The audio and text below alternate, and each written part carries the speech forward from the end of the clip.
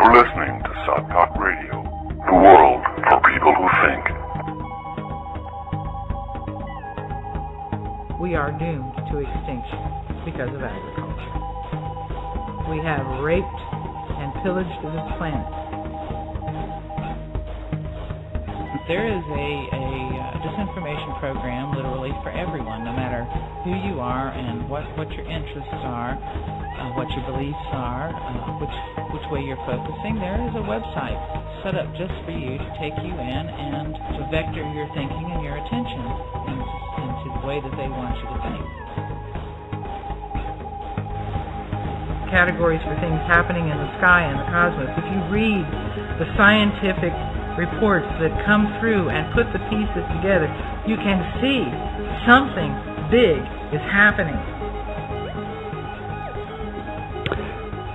Yes, indeed, something big is happening, or rather, something big has been happening over the past 10 years or so, and has really ramped the past 4 or 5 years.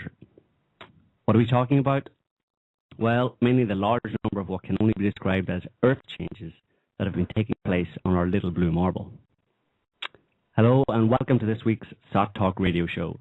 I'm Joe Quinn, and with me in the studio, as always, is Neil Bradley. Hello, everyone. And this week, Laura's back with us to provide some very interesting historical context to our topic. I've got my ears on, rubber ducky. Good stuff. And we also have Anna Martin. Anna wears many different hats, but for the purpose of this show, she's wearing her weird weather and earth changes enthusiast hat, and she'll be filling us in on some of the more extreme and bizarre events that have been afflicting our planet of late. Hello. Welcome, Anna. So, who's going to argue with me that some really freaking weird things have been going on our planet? And I'm not talking about human beings here, because we've discussed that in previous shows. I'm talking just about, in terms of weather, they don't have a proper name for it. Earth changes. Earth changes covers volcanoes, tsunamis, typhoons, tornadoes, floods, sinkholes.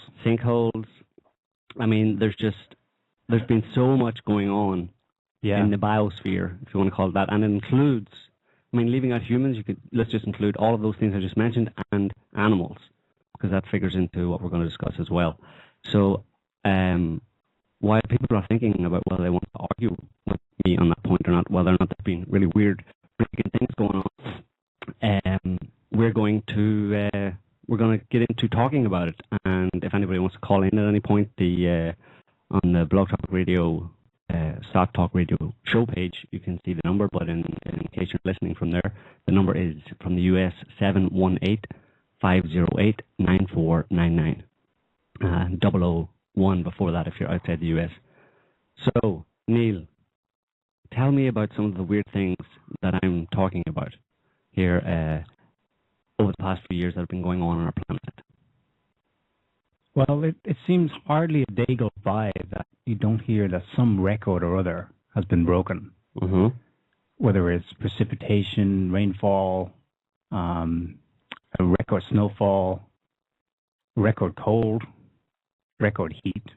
Right. Not localized usually, but you get some record heat. Record storms. Uh-huh. Record earthquakes. That's something that caught my eye today when I was doing some research for the show, and I thought, what's a record earthquake? Well, not a record earthquake, although we have had some large ones. You mean record numbers? Yeah. Earthquakes. Okay. I think USGS data points to twofold increase in earthquakes over magnitude 5 or 5.5. Okay, and that's interesting because last week we talked about this startling increase in the number of fireballs and meteorites since just over the US, actually, because that's the only place that they're really collected and recorded over the US since 2005, so I wonder if there's some kind of correlation between a large number of space rocks flying through our skies and the record number, I suppose it would be, and the record number of these other earthbound events. I think we can definitely say there is, because so often people record either because they felt it or official seismic monitors pick up earthquakes, but they're not the typical. They don't fit within the range of what are typically expected from earthquakes. You know, they don't have the proper waves. So you get a lot of earthquake-type noises that, in fact, they're left open because they can't really categorize them as earthquakes. Right, so you're saying there could be some kind of overhead meteorite explosion causing a boom that no one necessarily saw, maybe because it was the middle of the day, maybe it was one of these other such things, invisible fireballs, I don't know. But people are hearing booms all around the world, and they're ascribing them to either plate tectonics or they don't really know. Right. Well, they call them mystery booms. Yeah. I've seen countless articles about, sonic booms or mystery booms where no one knows where they come from. Mm-hmm. The USGS and other official bodies cannot tell you because they didn't pick up an earthquake, and yet there are these localized tremors with short bursts, perhaps, that clearly point to. Well, all of this kind of began for me, or the point that when I started to sit up and take notice was really, I mean, I've been watching it for many years, but when I really sat up and took notice was 2011, the winter, December 2010, January 2011, when the first thing that caught my eye was this large number of animal die-offs. Right. At the end of 2010, beginning of 2011, we had this, there were a large number of bird die-offs, fish die-offs, basically different kind of sea animals, and animals in rivers and lakes, and also birds. And there was we wrote an article about it at the time about this mass bird die-off over Beebe, Arkansas. Right, blackbirds. The blackbirds fell from the sky. And we put that down to basically an overhead meteorite burst at that time. But there were many other bird die-offs and fish die-offs, and it's hard to know whether they would be related to the same kind of fireball activity. But the really weird thing was that 1 year later, almost to the day, it was the same night. Yeah, I mean that really puts a kind of high strangeness factor on it there. You know what I mean? I mean, it's almost like, I mean, how do these fireballs? How do they plan this, a year in advance type of thing, to if that's what it was, but basically birds fell out of the sky in the same area to the day 1 year later. And then 2011 was very interesting. 2011 you had, in February, you had that major Christchurch earthquake. Right, then New Zealand. In New Zealand. Then a couple of weeks later, you had the massive earthquake in Japan and the major tsunami. And then later on that year, you had this massive cyclone Yazi in Australia. That basically covered almost all of Australia, or half of Australia. And you also had a major eruption of a Chilean volcano at the time that the smoke spread all the way across the Pacific over to Australia and New Zealand. So 2011 for me was a year when, even if you weren't really paying attention to this kind of thing, you should have sat up and took notice. And since then, it's just been continuing. It's been non-stop in terms of, wild, weird weather. Animal die-offs have continued. Major storms. Harsh winters. Floods. Crops destroyed by floods, or crops destroyed by drought. One or the other. By drought in the US, by floods in the UK, for example. So yeah, it's Laura, have you got a comment on this? Or are we doing okay? I take your silence to be approval. Well, I was actually moving my microphone a little closer because I was going to say something. I was going to point out the fact you knew it. How did you guess? A look in your face. Well, at least this week I don't have curlers in my hair. Yep, that's a blessing.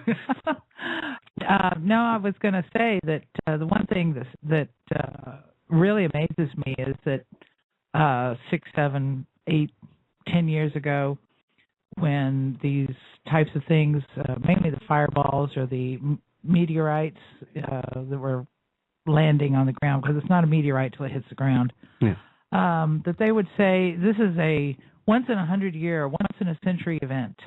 And then a few years later, after it happened a few more times, it was a once-in-a-lifetime event. And then a year or two later, then it became a once-in-a-decade event. And then a little while later, it became, this occasionally happens. And then now, all of a sudden, it's a frequent event And, it's just basically go back to sleep, nothing to see here, despite the fact that when I was growing up, and even as recently as 10 years ago, people were still saying that these things are once-in-a-century events. Mm-hmm. And I have a book about asteroids and comets that begins with nobody has ever been injured by a meteorite. When was that published? Back in the late 70s, early 80s. Right. And since then, plenty of people have been hit by meteorites. Well, the thing is that even at that point, it wasn't true, because I have compiled a list of, near misses, actual hits, destruction of property, injury of human beings. There's quite a scattering of those events throughout time.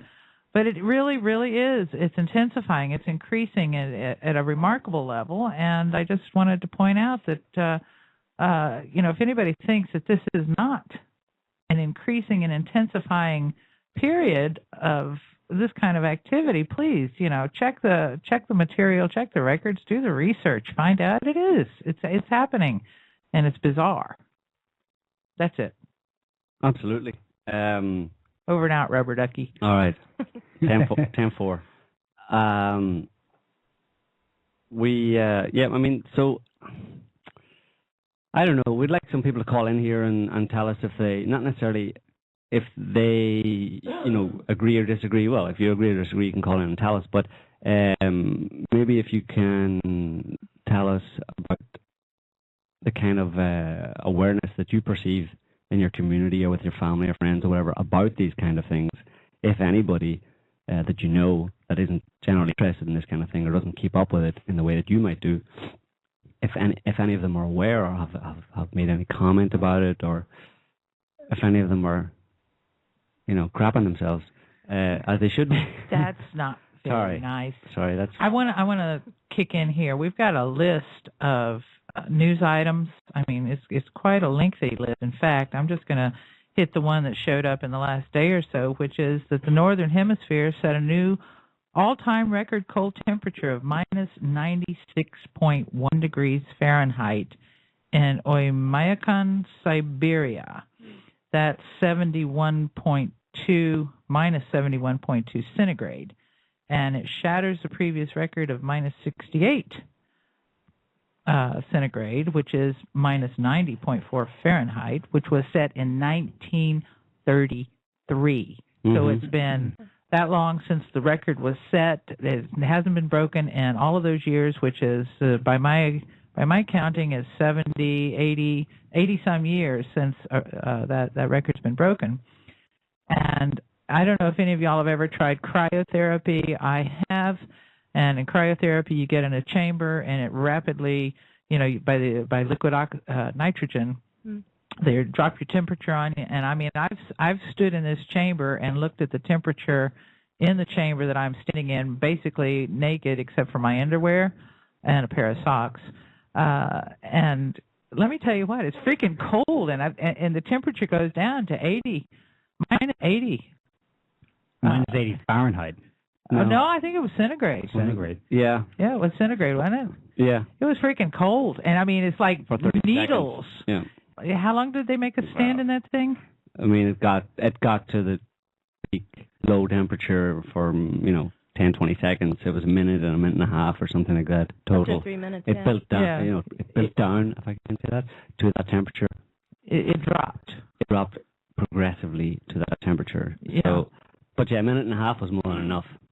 You can get burned. We were there for more than a minute and a half, weren't we? 3 minutes? 1 to 3 minutes? I don't know. 3 minutes is the maximum, I think. That was for the brave people. But it burns you, yeah. So minus 80. Right now, it's like the whole world is getting, well, at least the northern hemisphere is getting a dose of cosmic cryotherapy. Yeah. Yeah, but at the same time, you're also having period record heat. Australian heat wave nears 50 degrees centigrade inland. No. I mean, 50 degrees? Yeah, 50. Yeah, they had to put a new color on their bar in Australia a few months back. I don't even know what that's Fahrenheit because they don't give the figure here. And That's like 120 maybe or 120? something. More than that? Could even be more. Okay, we got record snowfall. Closes lifts and roads in the Pyrenees. 11 meters of snow. Now, a meter is 39 inches, according to what I remember from my 35 feet. School. Yeah, that's 35 feet of snow. Now, just, that's taller than most houses. From what I understand, houses and cars are covered and there's no traffic moving or anything over there. 11 meters of snow. Now we've got the snowiest winter in 100 years in Moscow. And this was from the 5th of February. And you put that together with the northern hemisphere sets all, in 80 years, the lowest temperature record. So we've got the snowiest winter in 100 years. And then we've got a Tucson blizzard. They were playing golf in sunny Tucson, right? And they got a blizzard. Can you believe that? Snow in Phoenix. These are just headlines. A Mediterranean deluge. Cloudburst dump copious quantities of rain on Catania, Sicily, and Athens. Flash flooding puts Athens, Greece underwater, following one of the worst thunderstorms we've ever seen. Okay, another one. Downpours make 2012 England's wettest year on record. They don't say since when, they just say on record. Ever. Since ever. Yeah, since they kept records. Yeah. 2011 was the deadliest tornado season in 50 years. Christmas storm in 2012 brings record tornado outbreak. When did you ever hear of tornadoes in the wintertime? I mean, come on. When I was growing up, and I'm 60-some years old, I'm not even going to admit to how old I am. But, when I was growing up, I just did, didn't I? Close enough, yeah. No, you never had tornadoes in the wintertime. Tornadoes was a spring or an autumn phenomenon. You didn't have them in the wintertime. Yeah, April. April 2011 was the Joplin one. Usually it's in the spring. From Missouri, but that was really bad. That was a mile wide and killed 138 people. So that wasn't your average tornado. Yeah, and of course we've got cyclone frequency increasing. Texas suffers record drought. There's another whole list here. City scorches record high temperature. Croatia snowfall shatters record. Phoenix to break 25-year record low. Chicago expected to tie record for lack of snow. While at the same time, it's snowing down in Tucson. Tucson. He's Irish. You have to forgive him for that. I'm Irish as well. I knew it was Tucson, so. Well, good for you. Yeah. Anyhow, so we've got the greatest snow on record for December in the northern hemisphere. Record cold snap grips the Korean peninsula. Snow coverage sets new record for the U.S. That's January of 2013. Record-breaking snowfall in Montreal. Heavy snow in South Korea breaks December record. How many pages of this did you print out? Good Lord. It's going back a year. These are records broken in just for weather. Just in the year. Okay, Shimla, India witnesses 8-year record-breaking snowfall in a single day. NASA's alarming map of the worst Australian heat wave on record. Winter storm Caesar dumps record-breaking snow in Minnesota, Wisconsin, and South Dakota. Erratic swings of the jet stream leave southern U.S. baking in record December heat. November brings record highs without rainfall. Get this one. 218 inches of snow in 4 days, Mount Shasta. What is 218 inches? I mean, they give these figures, in such variable terms. How many meters is that? 12 inches a foot, so you've got 120/10, you've got a bit less than 20 feet. 20 feet, and that's basically 6 meters. Yeah, roughly. Of snow. In 4 days. But, Go ahead. I noticed you mentioned record heat there, so obviously we're talking about global warming here, right? I think we're just talking about extreme weather in whatever context it is. I mean, you're probably having heat when it's not supposed to be hot. You're having cold when it's supposed to be warm. You're having record. I mean, the whole record-breaking thing is just freaking bizarre. I mean, and we don't really have any scientists giving us rational explanations for this, because obviously we can't trust those IPCC guys who are saying it's all global warming. You have to kill all the cows so they won't be passing gas. It's worse than that. Some of them are deliberately lying to us. Well, of course they are. They're hiding the decline, or they try to hide the decline. So if someone, and I mean, that whole thing with the East Anglia Institute, the Climate Research Centre in the UK, where those leaked emails show that these scientists some of them were conspiring to hide evidence consciously and deliberately. But we're in the conspiracy territory now. Why would they do that? Well, I have my theory. Everybody knows what my theory is, don't they? No. Well, they don't want people to know that Earth changes are really happening. But they're telling people under the global warming theory that there will be Earth changes, or well, not necessarily Earth changes, but climate change. Only of the global warming variety. Which can cause floods and all this kind of stuff, but generally it's a warming overall. So they want to stop people getting the idea that they're going to be freezing their buns off. Yes.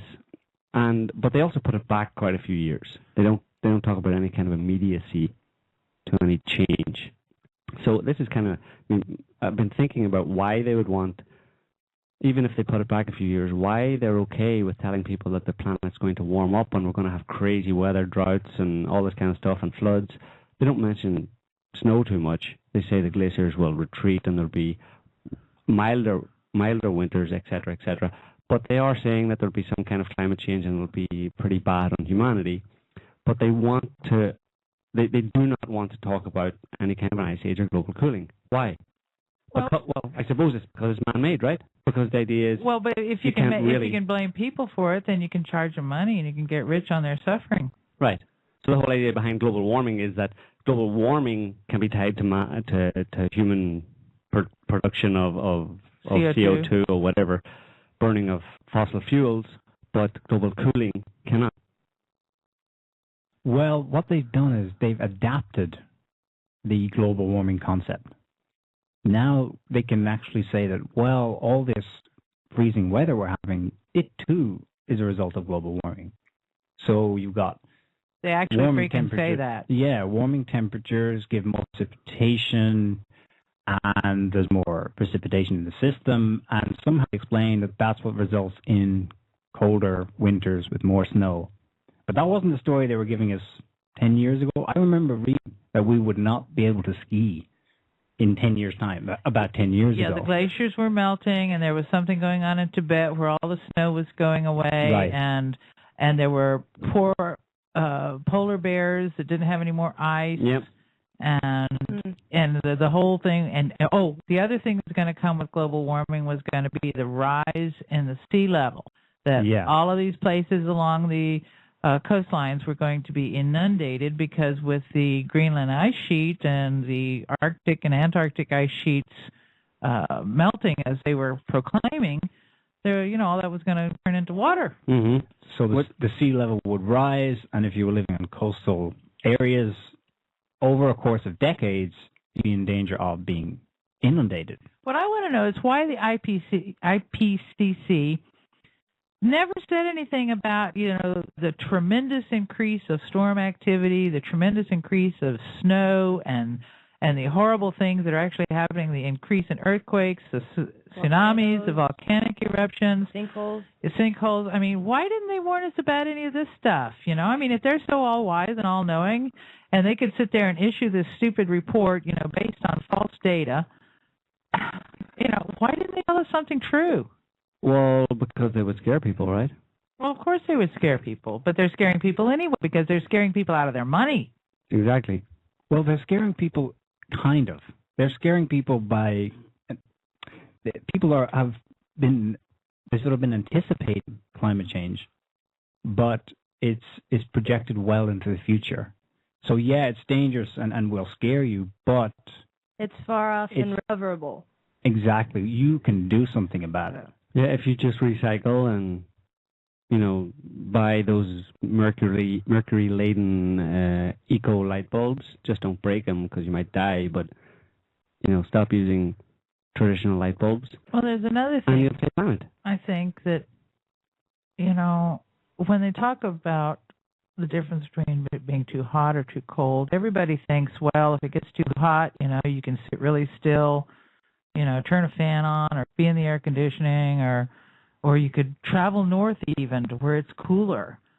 But if you start thinking about things getting really colder all over the planet, nobody likes to be cold. Well, I mean, there's some really weird people, and there's some even in this house that take cold showers after they got exposed to cryotherapy. But at the same time, people as a rule don't like to be cold. Mm-hmm. It can be painful. Yeah, being cold is pain. And in fact, there's even a theory that the ice age, that the coldness of the ice age is what drove evolution, because cold was painful and creatures learned how to build fires and cook food, or they accidentally cooked food after they built the fire.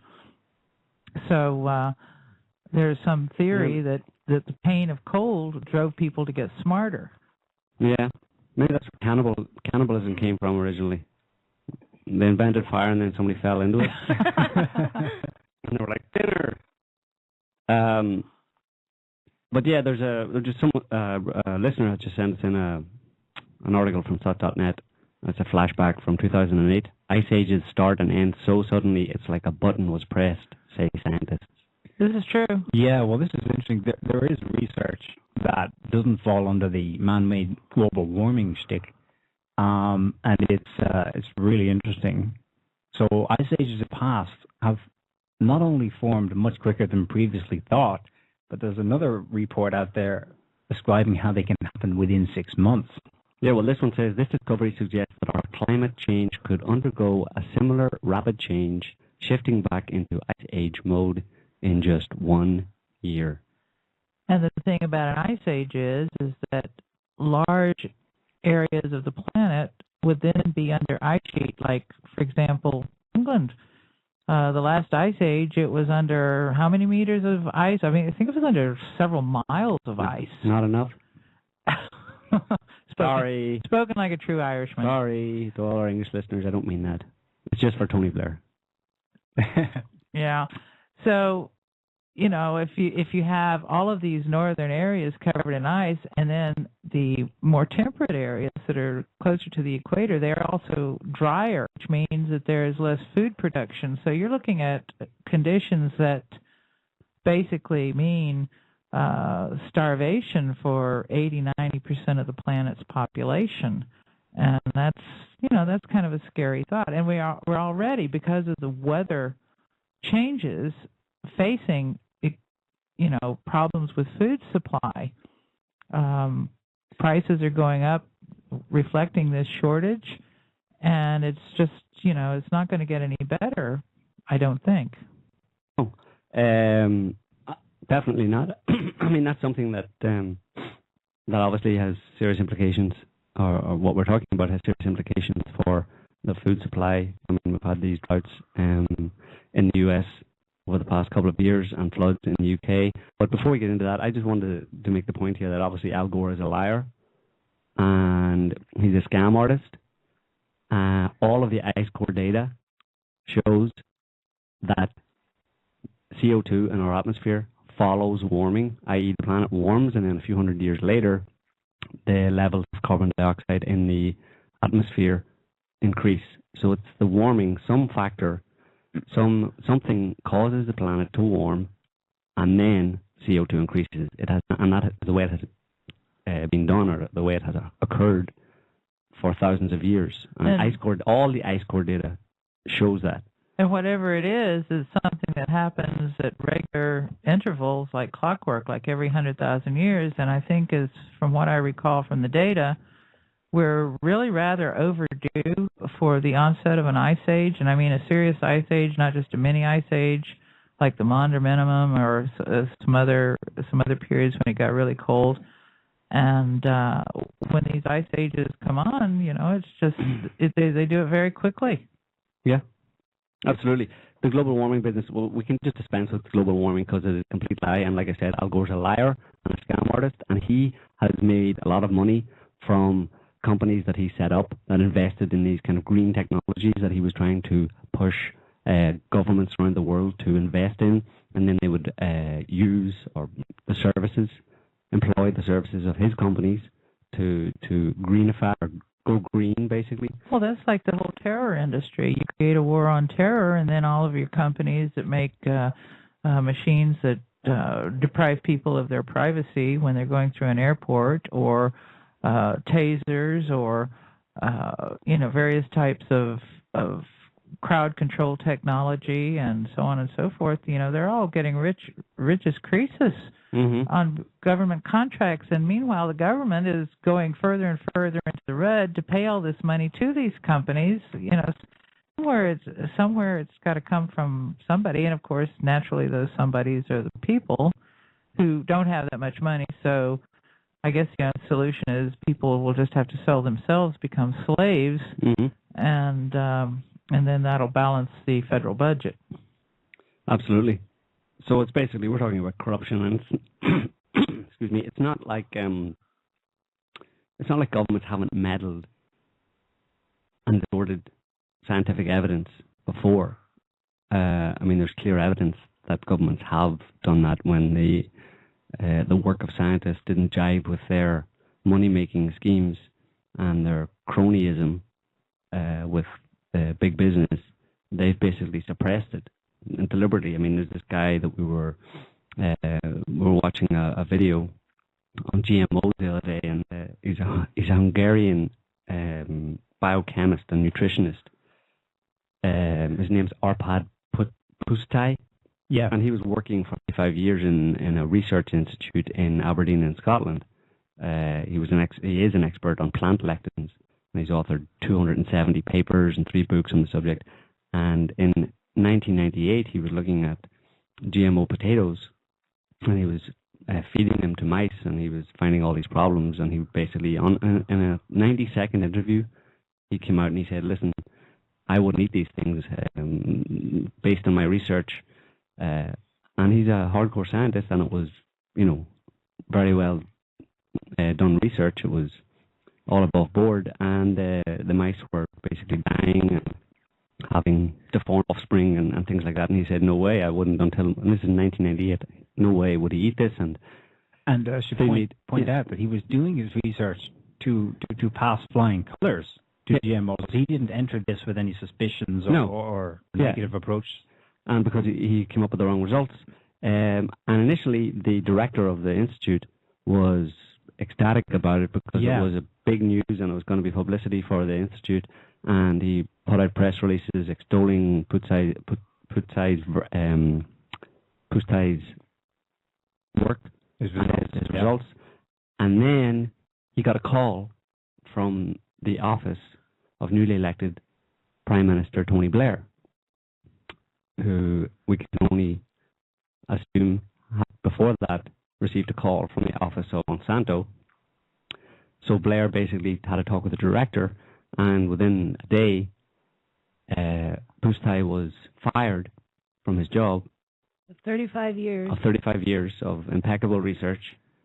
And the project was shut down. And and they took all the data from him. He didn't have it. And he was vilified.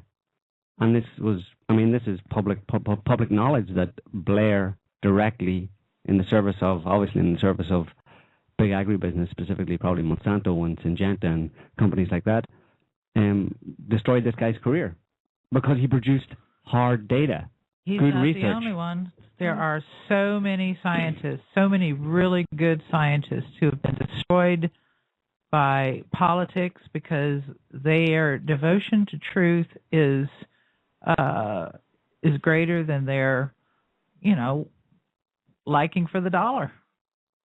Yeah, absolutely. And the problem is rife just as much in global warming. Absolutely. Well, that's the parallel here. They did do it in so many different fields of or areas of science, and it's the same thing we're dealing with in terms of climate research and what is really going on our planet. And they don't want people to know because maybe not necessarily.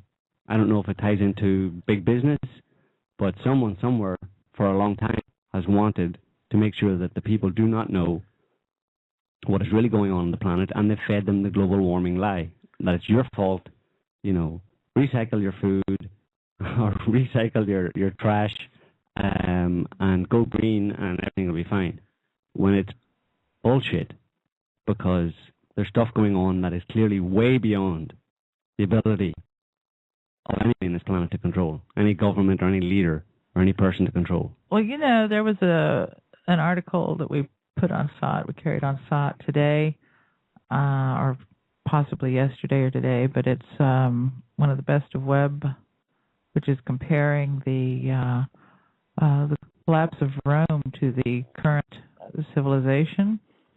And, it's an interesting little thing because basically all it does is make political comparisons.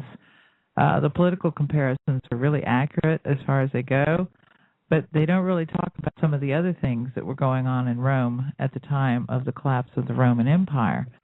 And as y'all know, these are the topics that I'm working with in the current series of Secret History book, and I'm approaching the collapse of Rome. And one of the reasons I've gone after it this way, in this slow, deliberate way in these books, is I want to really chronicle what was going on during those times for everybody to be fully aware that what we're seeing here and now is more than just political comparisons. There are global climate, social, environmental, economic comparisons to be drawn. And I don't know, well, most people aren't really terribly into history because history is taught in such a boring way that most people, really get turned off to it, which is really sad because to me, history is the biggest mystery of our time. And what Joe just said, which is that somebody's been covering things up for a long time. Well, they've been covering them up for a lot longer than anybody ever suspects, because in point of fact, the chronicles of the 4th century do not mention that there was a whole lot of cometary activity running in the background. Based on the records kept by the Chinese court astronomers, that century had the highest flux of comets on record. They have comets listed in 295, which was Halley's, and then there was in 300, 301, 302, 303, 305, another in 305, one in 315, one in 329, 336, 340, 343, 349, 358, 363, 374, which was Halley's again, 383, and another one in 390. And the fact that these things were not mentioned by the Western chroniclers of that time is truly astonishing. So the point I'm trying to make is that it's important to keep in mind that there was a constant, fearful cosmic pressure on the Roman Empire in the century or two leading up to its complete collapse. And, I've got a little printout here of some of the events that were happening during that time that I was thinking I was going to read some of it to you because some of these things are so interesting, and I don't think people are aware of them. Everybody knows that in 312, Constantine went to Rome to deal with his usurping co-emperor and brother-in-law, Maxentius, and that on the evening of October 27th, their two groups of legions met at the Milvian Bridge on the Tiber River.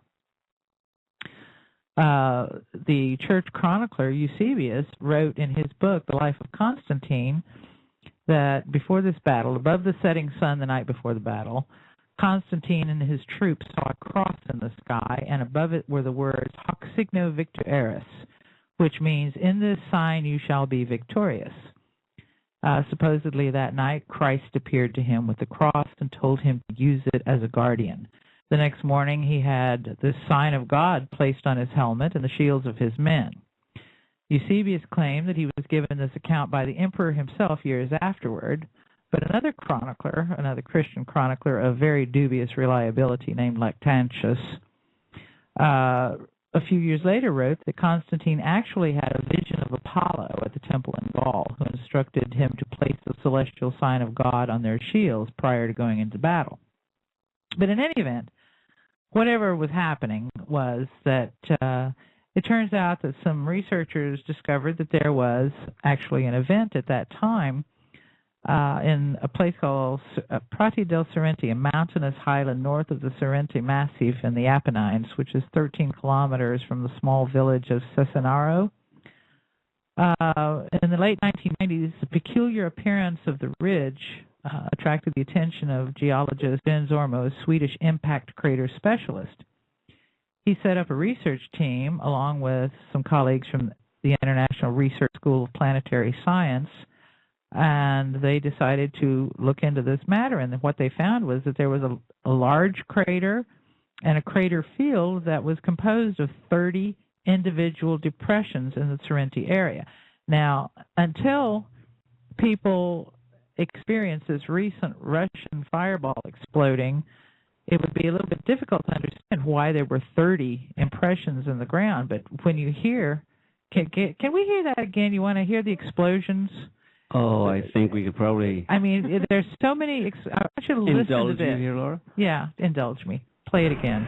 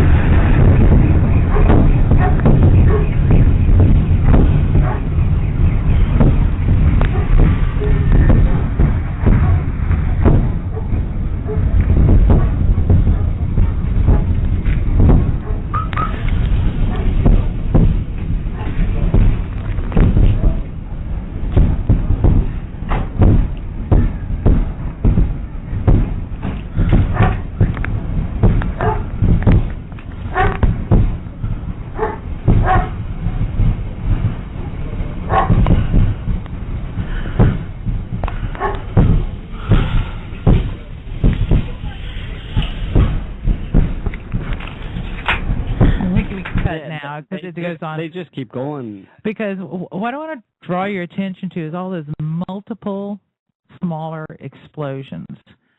Now, I don't know how many of y'all have really studied the Tunguska impact, but one of the features of the Tunguska impact is a lot of oblong depressions in the ground that are from multiple smaller blasts. It wasn't just a single large blast. It was probably very much like this one we just heard, where there are many multiple smaller blasts. And the reason for that is comet fragments, they as soon as they separate from the main body, they basically have a life of their own. And comets do tend to fragment. That's what they do. They fragment. And there have been many witnesses of comet fragmentation in the sky. There's lots of photographs on the internet that you can get of like Comet Holmes and a few others, and Shoemaker-Levy is one of the chief examples. Shoemaker-Levy, with all of its 20 however many pieces that impacted Jupiter, boom, boom, boom, one after the other.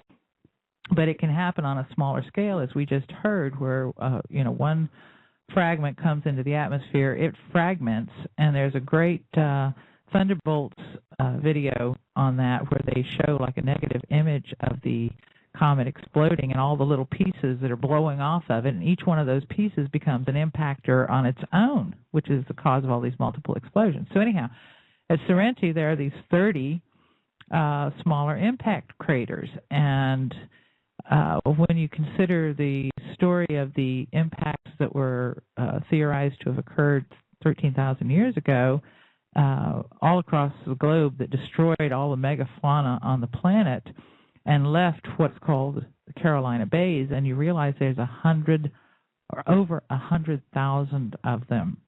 You're talking about some massive cometary explosions, and they are, some of these bays are like the sizes of lakes, and in fact, many of them are lakes. They've become lakes. But anyway, so we've got the Sorrento crater, And what we have here is that an impact generating a crater the size of the Sorrento crater would have been visible from a great distance as a flaming fireball with an extended trail of smoke behind it, exploding in a pyrotechnic show of bolides, or as a mushroom cloud of about 1 kiloton nuclear bomb. An account of just such an event is contained in a local Italian story that is supposed to explain the region's religious conversion from paganism to Christianity. This oral legend has been suggested to be a possible historical recording of that impact event. Let me read it to you. Interesting. Here is the actual recording of the, it's a written recording, a written record of the story that's told. And so it goes. It was in the afternoon. An uproar hit the mountain and quartered the giant oaks, announcing the violent arrival of Goddess. Mm-hmm. A sudden and intense heat overwhelmed the people, and a shout echoed all around, splitting the air with its trail of violence. Well, you just heard what that sounds like, and if you've been paying attention, watching the videos on the internet, you know what it looks like, too. All of a sudden, over there in the distance, in the sky, a new star never seen before, bigger than the other ones, came nearer and nearer, appeared and disappeared behind the top of the eastern mountains. People's eyes looked at the strange light growing bigger and bigger. Soon the star shone as large as a new sun. Remember what you were seeing on the Russian meteor, whatever it was. Soon the star shone as large as a new sun. An irresistible, dazzling light pervaded the sky. Okay? Irresistible. The oak leaves shuddered, discolored, and curled up. The forest lost its sap. The Sorrento was shaking. In a tremendous rumble, the statue sank into a sudden chasm. The satyrs and bacchantes fell down senseless. A huge silence fell. It seemed as if time had stopped in the ancient wood near the temple at the foot of the Sorrento, and it looked like the mountain had never existed. The entire valley became dumb. Not a breath of wind could be heard, nor a sheep bleating from the numerous herds, nor a rustle from the trees, nor a human sound. After an endless period of time, when stars shone in the sky without the moon, a new breeze came to stir the leaves. Sheep were heard again, and the mountain was dressed in the light of a new dawn. Faint stars disappeared, blue sky slowly came back, and the Sorrento became a golden mountain in the first rays of the new sun. Oh, charming. It looked like the valley was full of roses, newly awake. Men listened closely to the death rattle of the goddess at the foot of the wood, and then they saw the statue of the Madonna with the Holy Child in her arms, who was sitting on a throne of light, surrounded by light. Well, I see. Wow. It obviously acquired a religious gloss. Yeah, a little bit of a gloss there in the telling and retelling. In any event, radiocarbon dating fixed the formation of the main crater within the 4th or the 5th century A.D., and it was also noted that in the 4th century A.D., the time we're talking about here, a local Roman village was abandoned. A local Christian catacomb dating back to the same century was suddenly filled up with many cadavers piled in a hurried manner due to some calamity.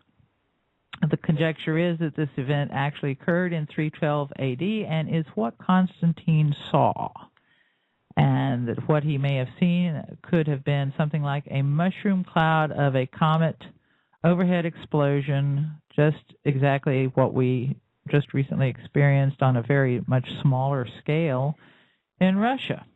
So that was about 1,600 years ago. Mm-hmm.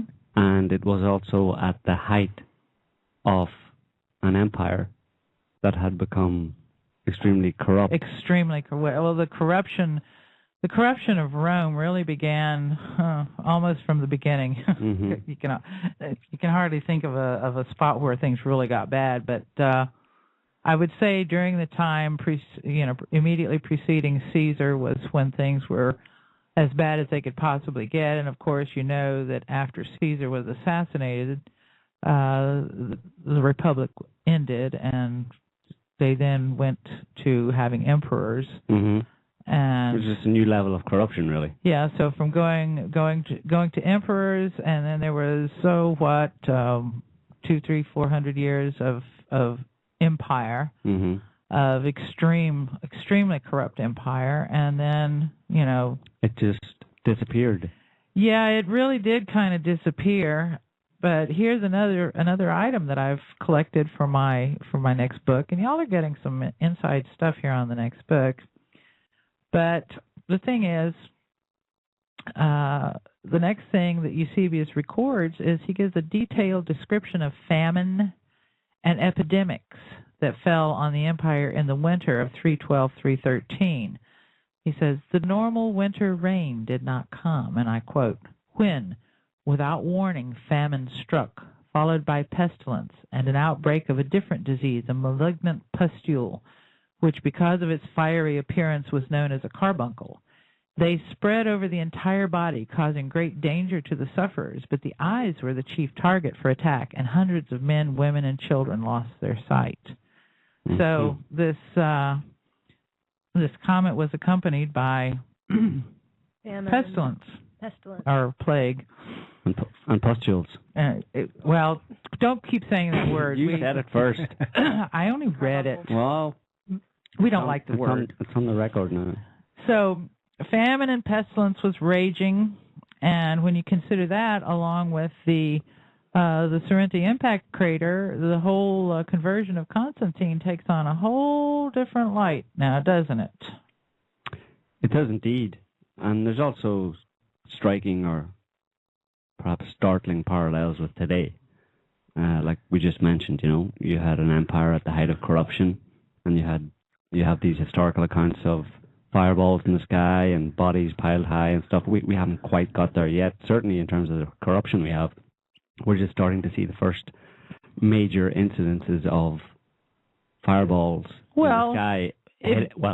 Doing some damage on the ground. Of course, there's been a large number of them spotted and seen in the skies. The problem is people think about earth changes or, quote, the end of the world, unquote, and they all think that it's got to happen in a day. Everybody's going to be transformed. They're either going to be airlifted to the sky, or they're going to be, they're going to be raptured or airlifted by aliens, or conversely, they're going to be damned to some kind of, horrible scorpionic appearances on the planet where these giant creatures are going to stomp around and cause everybody misery. They're going to be the tribulation, whatever. The thing is that the historical record shows that the world has ended. It's ended numerous times. And I say the world ending in the sense of, the environment becomes so stressed that lots of people die. Things get very, very bad and go very quiet for a while human beings struggle to recover the arts of civilization. And then the new world is a completely different thing. It's quite different from the world that went before. So you could say that the world that was before did end. But these things happen over time, and I would say that probably the beginning of our end of the world was 1908 when Tunguska was impacted by an explosion. So we're well over 100 years past our sell-by date. Well, into the process, and things are just getting, and it follows very closely the process that I have discovered was going on in Rome. It begins, like for example, Constantine's event in 312, the Sorrento impact, would have been kind of like a Tunguska event. And then things got a little bit more interesting because in 365, which is 53 years later, or thereabouts? Yeah. There was a strange tsunami, and this tsunami was recorded. It was so unusual that it was recorded by quite a number of the ancient chroniclers. Now, you have to dig for this stuff. There's a lot of things that you have to get. You can get Ammianus Marcellinus in the Loeb Classical Library sets, but some of the material that I've got that's going into this book, I've had to actually get it translated myself because a lot of it simply isn't in any modern language. The scholars keep this stuff to themselves. It's in the ancient Greek or the ancient Latin, and they sit around and read it and pass it back and forth between each other and say, ooh, we're not going to translate that for the public. They don't need to know that. Well, guess what? It's going to happen. Anyway, Ammianus tells us about the tsunami of 365, so let me describe this to you. Skipping over the material that dates the event, which was when so-and-so was a consul, etc., he says, fearsome terrors suddenly strode through the whole circle of the world, the like of which neither legends nor truthful ancient histories tell us. Slightly after daybreak, and heralded by a thick succession of fiercely shaken thunderbolts. Now keep in mind that there was really only one word that they used interchangeably for thunderbolts, for lightning, and for the actual sound of thunder in the sky. There was one word that was for the flash of light, but they really didn't have the language to accurately describe what they were talking about. But here he says a thick succession of fiercely shaken thunderbolts.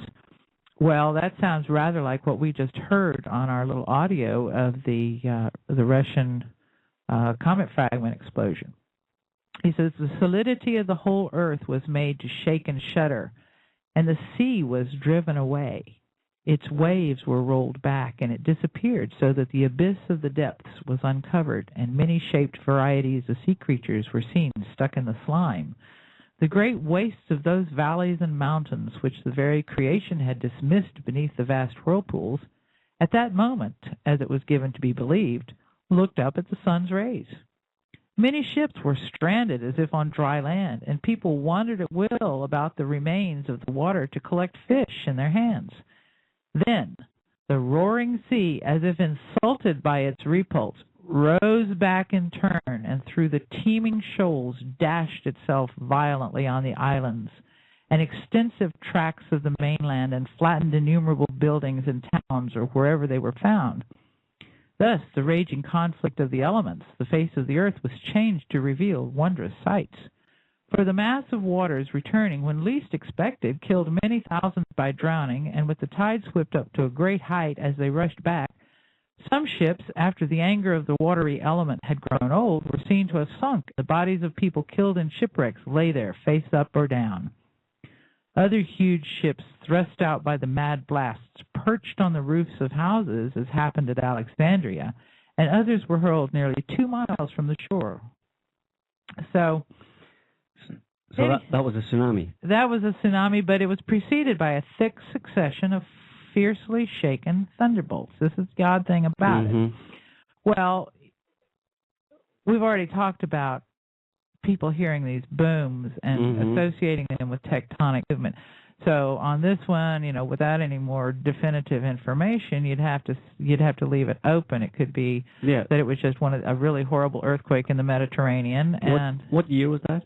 That was in 365. Okay, so we're talking about the same time period when there were obviously overhead meteorite explosions and meteorite impacts on the ground. Well, that whole year, remember I read this list of the numbers of comets that were seen in that period of time, and there wasn't one. Well, there was one in 363 from the list here. We've got 349, 358, 363, 374. And then another in 374, one was Halley's, et cetera, et cetera. So we're basically, what you're reading there and the historical record shows that what we're seeing today was more or less happening, you ain't seen nothing yet. Ago. You ain't seen nothing yet. I mean, back to that, there was that major tsunami in Indonesia in 2004, December 2004. Killed 250,000 people. Yeah, 250,000, 300,000 people. And all the stuff that's happened since then, and it has been together with, they've all been happening together with these fireballs, increasing weird weather, increasing earthquakes, volcanoes, and all sorts of upsetting stuff, So I just find it very, very interesting. But one of the things that I wanted to ask you, Laura, was how all of that how this climate change or earth changes what we're talking about, how it ties into the idea of an increase in fireballs and comets. But before you answer, we're going to go to a commercial break, so you have some time to think about it. And then after the commercial break, we're going to have a little musical interlude. So we'll get into that as soon as we get back. Since ancient times, great civilizations have risen and fallen. The biblical plagues and the collapse of the Old Kingdom of Egypt, the plague of Justinian and the collapse of the Roman Empire, the Black Death that devastated Europe. Could similar catastrophes strike our planet again? Laura Knight Yadchik's latest book, Comets and the Horns of Moses, provides compelling evidence that the course of human history has been defined by extraordinary and devastating cosmic events. Drawing on her extensive study of history, religion, psychology, and physics, Laura uncovers clues hidden in the great myths, ancient astronomy, and the works of the Greek philosophers to unveil the secret knowledge of the ages: cyclical cosmic catastrophe, the periodical return of an extraterrestrial threat whose power moved mountains, reduced magnificent cities of old to rubble, and left the most powerful emperors trembling in fear. Comets and the Horns of Moses is a groundbreaking work that sheds light on our dark ages to reveal a timely warning to humanity. The clock is running down on our civilization. Comets and the Horns of Moses, available now for purchase from all Amazon websites.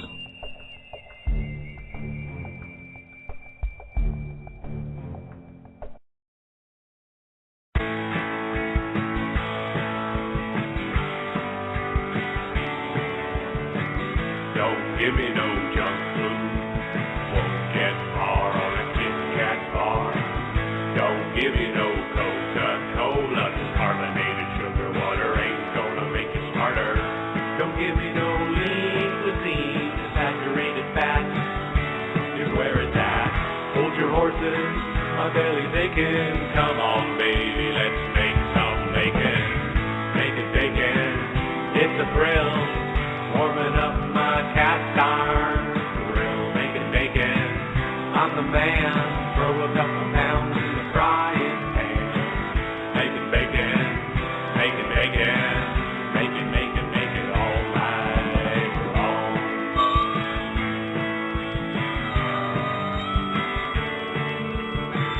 Don't give me no Twinkie. It'll still be here in 1,000 years. Don't give me no Wonder Bread, and I won't wonder why I'm not dead. Don't give me no vegan meat, the saturated fat is where it's at. Hold your horses, my belly's aching. Come on, baby, let's make some bacon. Making bacon in the stew, put a big slab on the barbecue. Making bacon in the oven, come on, baby, we got time for loving. Making bacon, making bacon, make it all night long.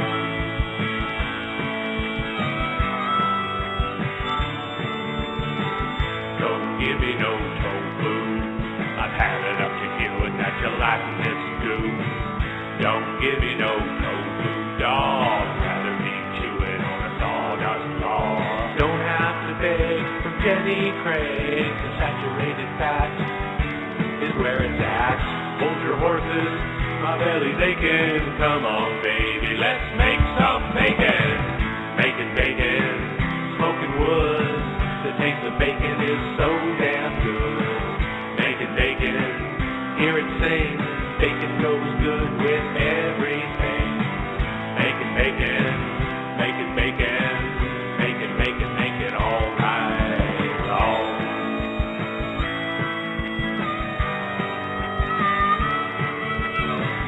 Don't give me no diet drinks, 'cause aspartame's gonna rot my brain. Don't give me no Brussels sprouts or any other veggie that insults my mouth. Don't give me no yellow jello, saturated fat is where it's at. Hold your horses, my belly's aching. Come on, baby, let's make some bacon. Making bacon, I'm the man. Throw a couple pounds in the frying pan. All right, that was Making Bacon by Relic. We're going to be talking about making bacon later on in the show a little bit, and you'll see it relates to the topic. I'm waiting to see how you're going to do that. I'm going to segue into that. Oh yeah. Very sneakily.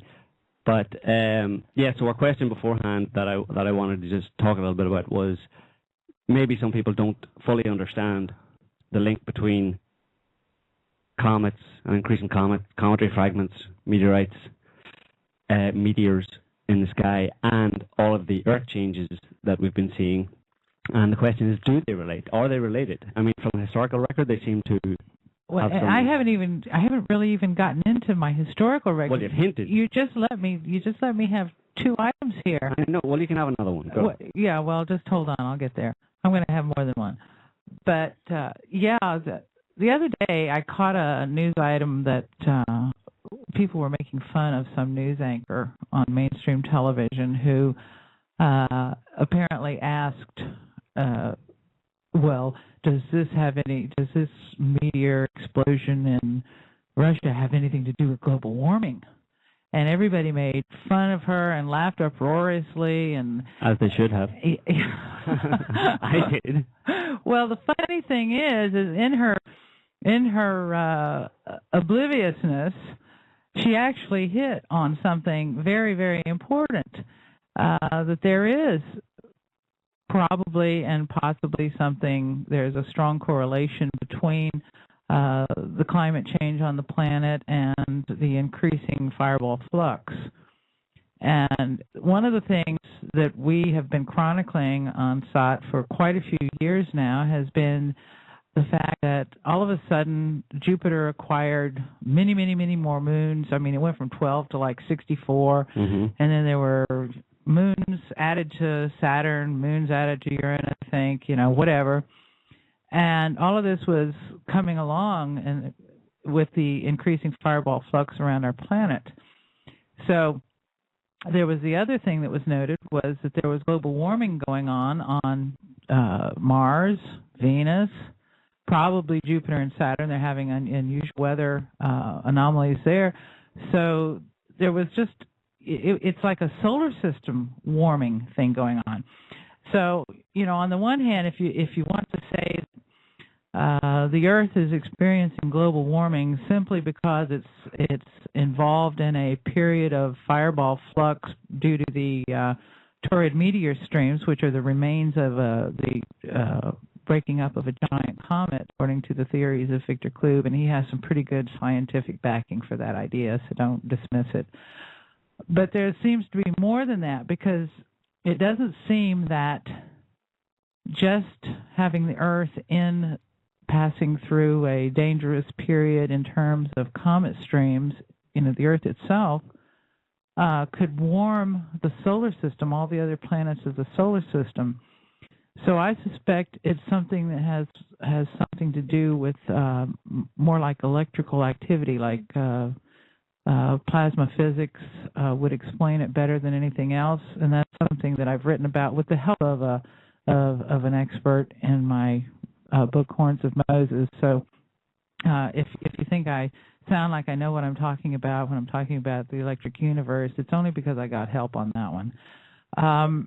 But in any event, the material is there, and I do think that there is a definite relationship between this global situation on our planet, the fireball flux, the erratic weather, the strange things going on in the skies, and also, very important, the quiescence of the sun.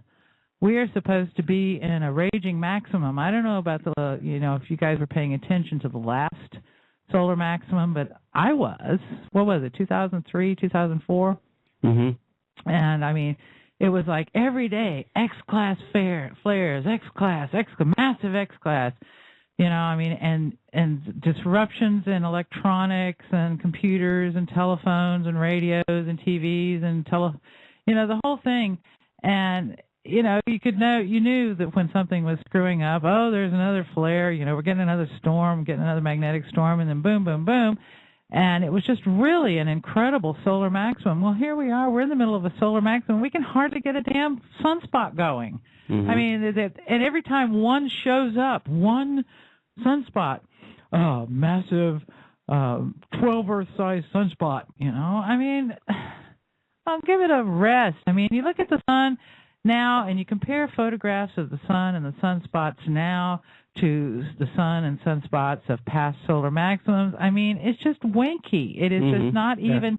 It's not even worth talking about. So here's the question: a low number of or a low solar activity has been associated in the past during the Maunder minimum with extreme cold.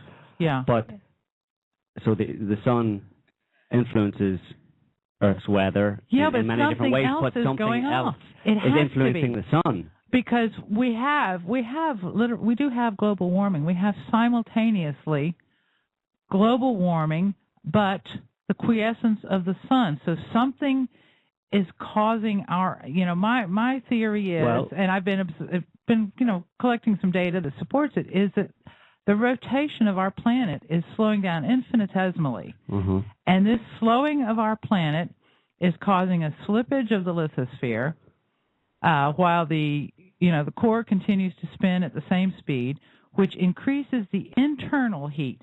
This is where the heat is coming from. It's coming internally, and it is coming up through the 75% of the planet is covered with water. So we see a certain number of volcanoes erupting on land. Well, just imagine the 75% of the volcanoes that are underwater, and there are reports of these massive underwater eruptions going on. The seawater is being heated, methane gas is being released. CO2 is being released. All of these things are being released in the atmosphere, while at the same time, the space, around our planet, around our atmosphere, is getting colder. There's electrical friction, probably from this comet dust, because we are definitely in a comet flux period. We're in a stream of the breakdown products of a giant comet. So these are having electrical effects on our planet. The sun is doing weird things. There's several things coming together. It's like a biorhythms, triple bad day. And it's very complex. It's very complex. It can't be answered simply, and I am not an expert on this topic, although I do have access to experts who answer my questions, which is why when you read my books, you're going to be getting, information that comes from experts who may not necessarily want to have their names revealed, in terms of giving these opinions and ideas to me. But that's what I think. I think that there is definitely a connection between the fireball flux and the weather, and it has been growing and increasing for a long time. Victor Clue back in the 80s predicted that during this period we would be really in a dangerous time, and he predicted this, a long time ago. The fact that we have the same effects, and I have hundreds of pages of testimonies from ancient text of what was going on back then, prior to the fall of Rome, that tell us that it was exactly identical to what we're experiencing now in terms of fireball flux, earthquakes, weird weather, rainfall, floods, all kinds of weird things. So I don't think it's chemtrails. It's not chemtrails? I don't think so. I'm going to go and commit suicide now. I was heavily invested in chemtrails being the explanation for everything. But, Joe, can't you see them? I see them every day. Yeah, do you see the crisscrossing? I was in a plane once that made them. Oh, yeah. Well, you were involved. In fact, every plane I was in made them. Some people said they were contrails, but I was like, no, this plane has been retrofitted to spread chemtrails. I saw them out the back of the plane. But, there's we got a message here from someone called Paschalis, and he said maybe some other body is grounding the system. Well, that's what I propose in... what does he mean by that? Yeah. Well... basically. What does he mean? Well, we're talking about a possible solar companion, say a brown dwarf or a red dwarf. Nemesis. Well, yeah, it's kind of the nemesis thing. Well, it's not kooky science. I mean, it's up there on NASA's website. It's a theory the possibility of a twin. That we live in a binary system, a binary solar system. But the thing is what we've got going on. Like I said, we do have. Victor Kloop's predictions for this period of time and his mathematical retro engineering of the orbits of various comet streams and meteor streams is pretty compelling evidence that there was a giant comet that did break up, and that many of our meteorite shows that we have periodically through the year because we pass through these streams. And his prediction based on statistical records that we are entering a very dangerous period is holding up really well. So there's that, but there is also the other problem. That cannot explain why the other planets in the solar system are having climate change. It can't explain the quiescence of the sun. However, a companion body, a large body like a giant planet or a small dark star, brown dwarf, or whatever, could explain that, but it would be grounding the system outside of the system. And I don't know if y'all are familiar with any of the electric universe ideas. Most of it's very good material, but I take exception to the idea that at some point in time, Jupiter and Saturn were much closer to the Earth and Venus, and they were all, diddy-bopping around like, the little rascals, on a Saturday afternoon together. Because the fact is that the ancients referred to this giant comet by the name of Saturn, and when it began to break up, then there was born a whole bunch of offspring of Saturn, including Zeus and the Titans and all the many other cometary bodies that became gods in the sky. And you can easily understand after hearing that recording of the explosion in Russia, you can understand why people thought that this was God. That was the thunderbolt of Zeus. That was, Thor's hammer. That was the Thunderbird of the Native Americans. These experiences were worldwide, and nearly all the stories about them are extremely similar. These giant birds, and even the Tunguska event. Now, and I've recounted this in my book, Horns of Moses. Not long after the Tunguska event, some of the tribes of the area already had created a legend about it, that it was a giant bird, and they had a name for it, So giant birds in the skies, thunderbolts, Thor's hammer, these different things. And when you look at the ancient images of some of these so-called gods like Ninurta, who was the equivalent of Saturn, you see them holding these things in their hands that are supposed to represent their thunderbolts, but you look at them and they are plasmoid shapes. And you see the same things in many, many carvings, many ancient cult images and so forth. So bottom line is there's more going on than just the Earth passing through that danger zone predicted by Victor Klube. Although his prediction is very useful to us, there is something else going on. The system is being grounded, and it means that the very thing that normally protects us from cometary events, which is the solar wind, the solar radiation, our own magnetic field, which is lessening. And I would say it's lessening because the power of the electricity is being drawn off out of the poles of the sun, outside the system rather than passing through the planetary bodies in the system, which is lessening the magnetic fields. So we're losing our magnetic field. We've lost the sun's normal, extremely powerful, bursts of solar wind and so forth, which normally protect us from comets. So we've lost our protection at the same time that we're in a very dangerous period. And whether or not there is a solar companion, and whether or not it has sent further giant comets into our system, we don't know yet. But we know we've got 6 new comets in the last...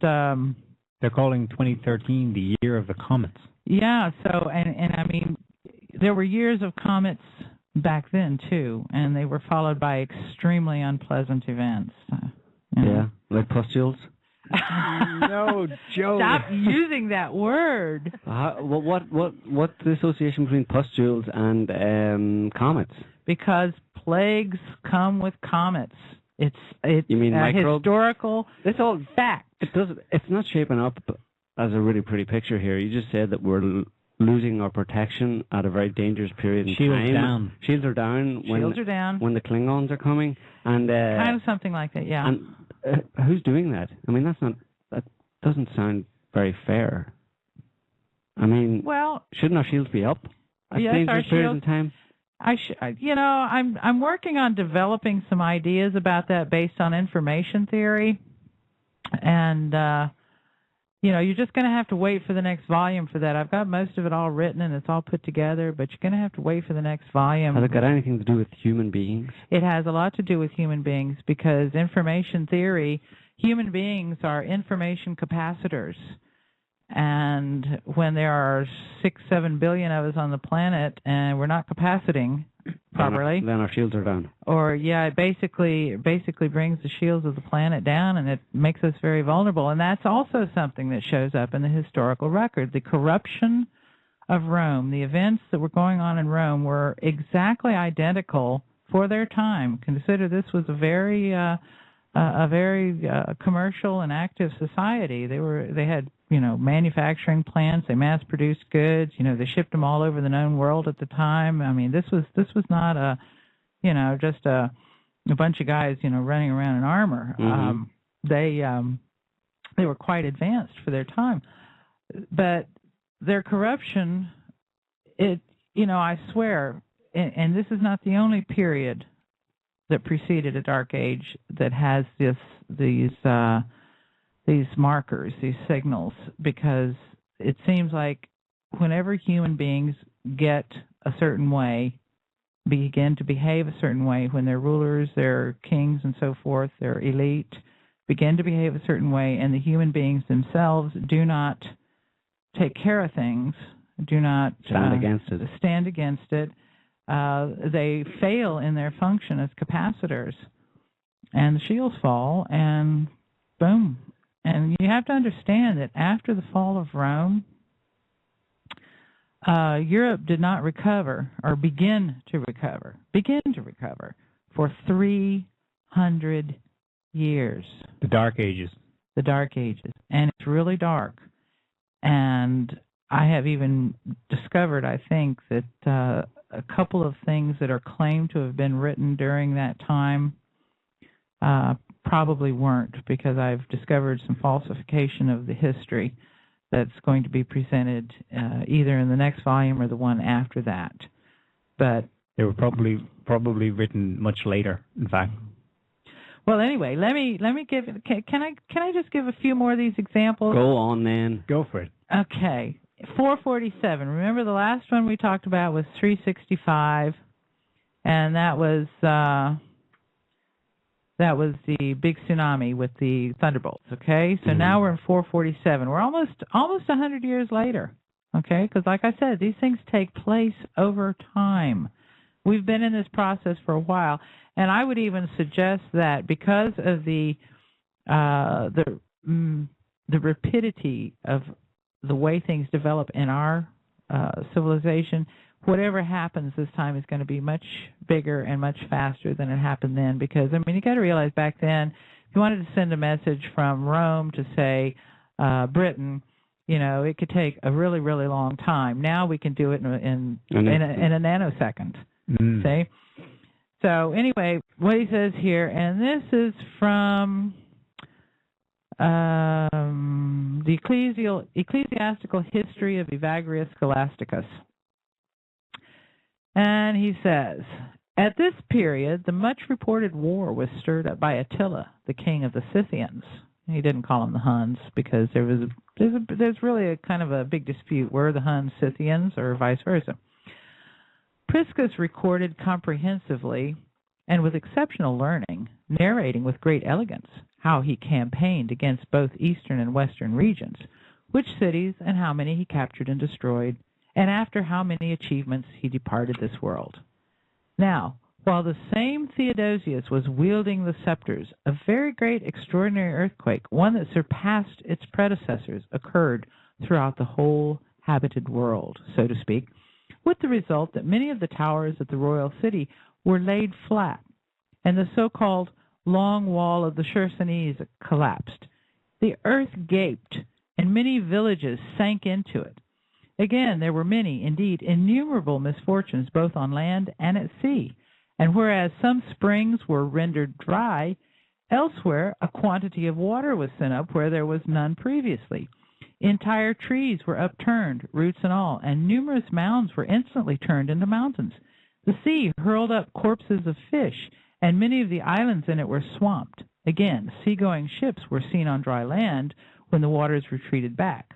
Much of Bithynia, which is in northern Anatolia, which is like northern Turkey today, and the Hellespont and both Phrygias suffered. The disaster gripped the earth for a time, not continuing so violently as at the beginning, but gradually weakening until it had completely ceased. So this was a fairly severe sequence of events that was going on there.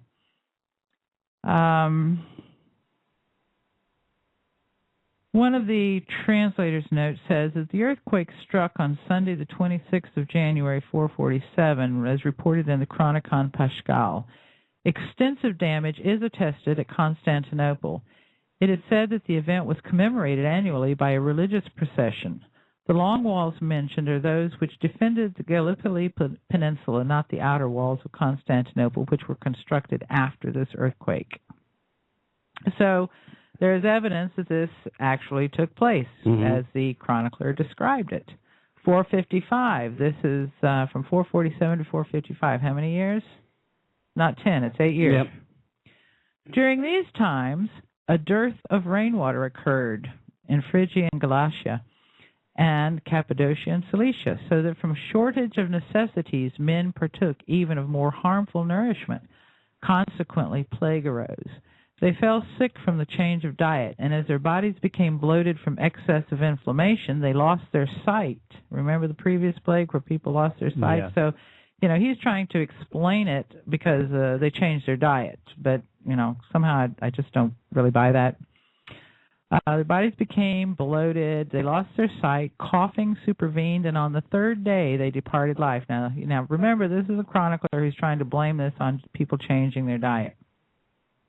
For the time being, it was impossible to discover a remedy for the plague, but the universal Savior, Providence, granted relief from the famine for the survivors by pouring down nourishment from the sky in the unpredictable year, as they did for the Israelites. It was called manna, while in the following year granting the crops be brought to fruition of their own accord.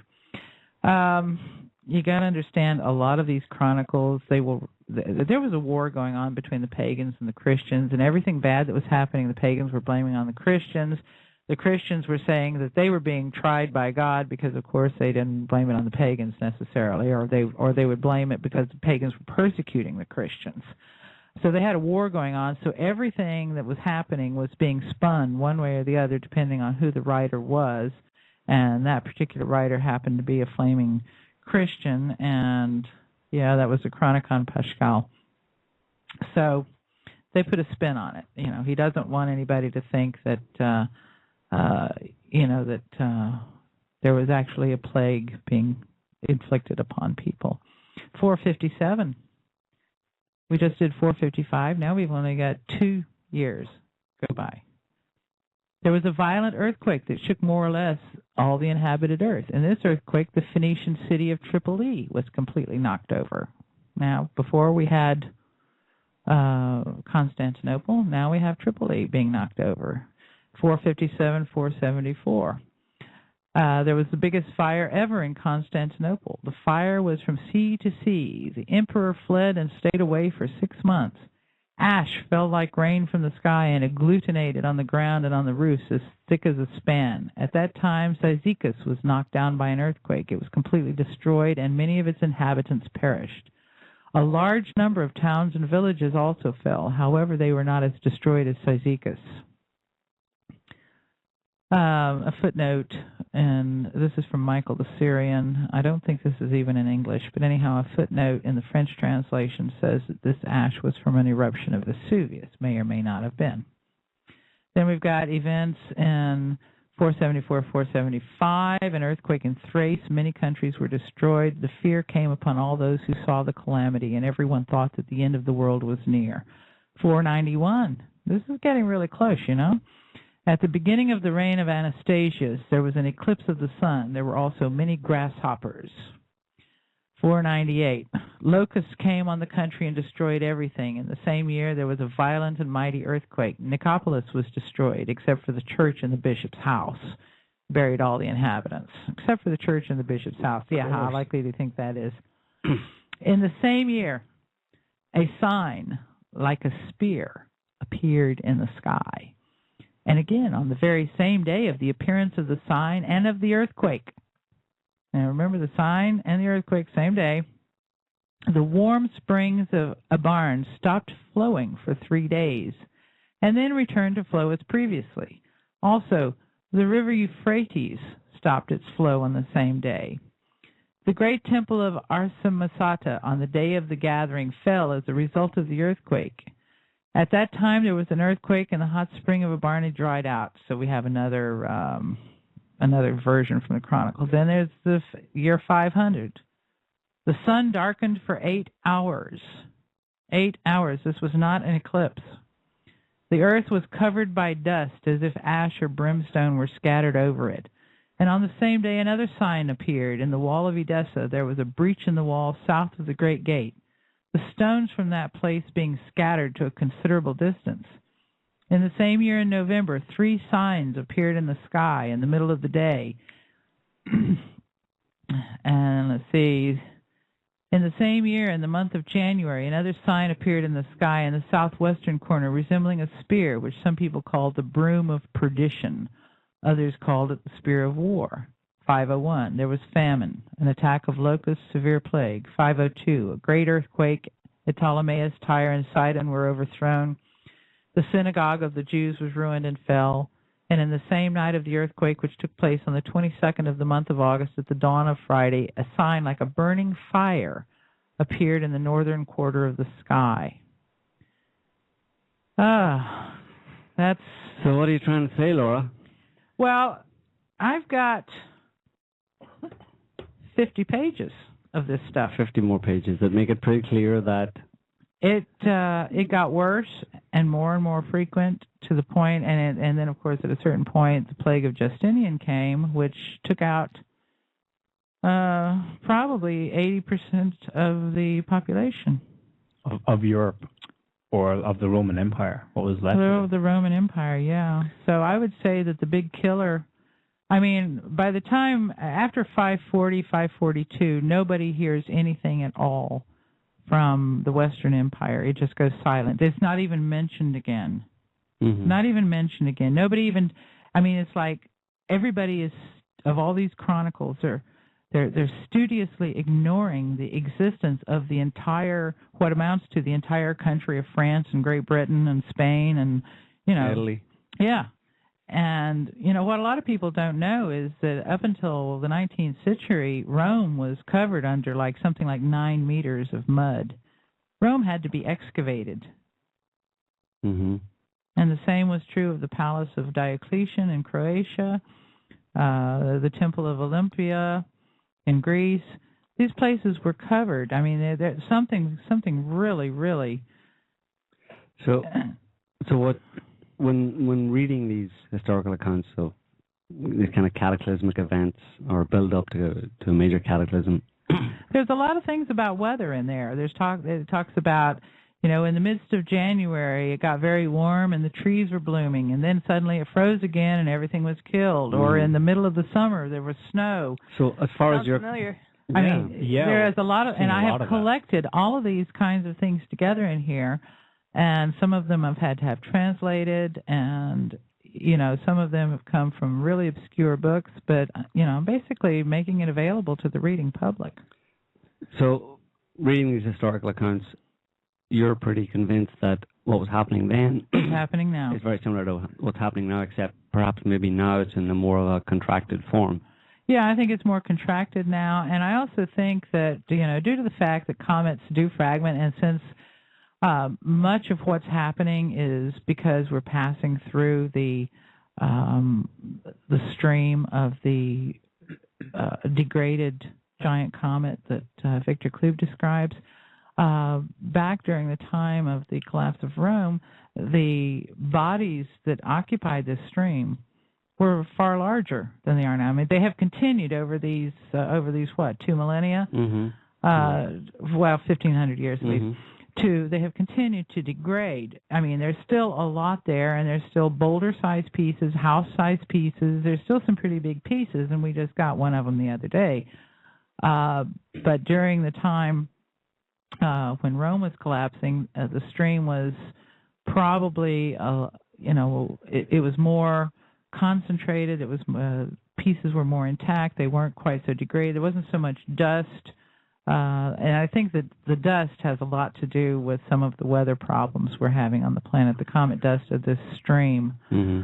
So, yeah, but basically overall, you read through this material, you read about the weather, the lack of rain, and then they're alternating with floods, alternating with cold, alternating with heat, earthquakes, fireballs, comets, thunderbolts, et cetera, et cetera. So it was a pretty active time, and it was fairly identical to what we're experiencing now, yeah. Okay. We have a call here. We're going to take this call. Hi, caller. What's your name? How you doing, Joe? This is Brian. Hi, Brian. Where are you calling from? I'm calling from Maryland. Maryland, okay. Welcome to the show. Yeah, thank you.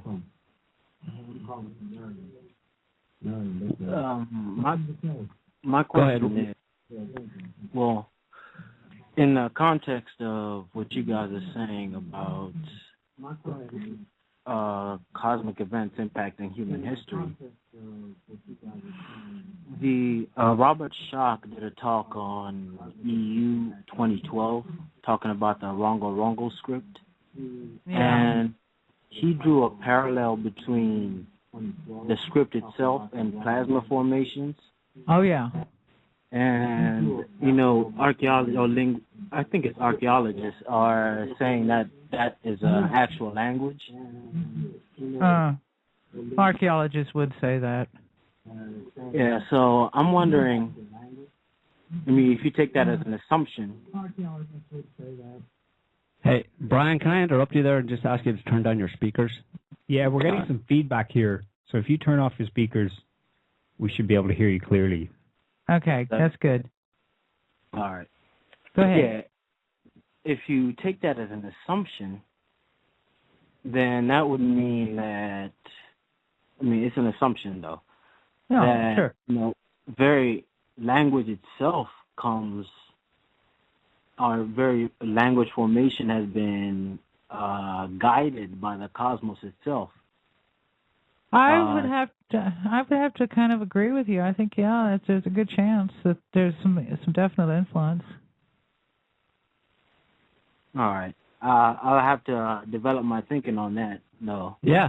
Well, let me just tell you really quick a little story about archaeologists, and it's in a book called can't even remember, but anyhow. It's by a geologist, and he was attending a conference with a bunch of archaeologists, and they were showing him where they were digging, and he said, well, look at that. That's the evidence of an earthquake, and it happened, and he was able to tell them when it happened, that it happened between, some part of their dig and some other part, and they were just so shocked and so rejecting of this idea because archaeologists, don't like to talk about any kind of cataclysmic events affecting any of the processes of history. Historians also don't like it. And one of the reasons being is that there was a really famous book written by a French archaeologist. Oh, God, why can't I say his name? But anyway, he collected this massive amount of evidence that many of the processes of history were affected by, cataclysms, and what they told him was that couldn't happen because the earthquake you're talking about would have had to be so big that it's just completely unimaginable. Well, of course, he couldn't understand what he was seeing was that there was earthquakes in place after place after place. He was talking about the collapse of the Bronze Age, and he couldn't he couldn't understand it himself. He was just presenting the evidence. But anyhow, they basically drove him out of town, ruined his career, destroyed him, and archaeologists took a lesson from this, and ever since they and historians have basically denied these kinds of events in their work. So they're completely hampered. They're unable to explain what they see and what they deal with, as a matter of their profession, because they are so afraid of being ridiculed. Yeah. All right, Brian. Thanks for your call. Thanks for listening. Read on, too. Keep on. Oh, yeah. Okay. Well, hang on. We got another call here. Oh, yeah? Okay. I think. Hi, caller. What's your name and what's your question? Hi, my name's Betsy.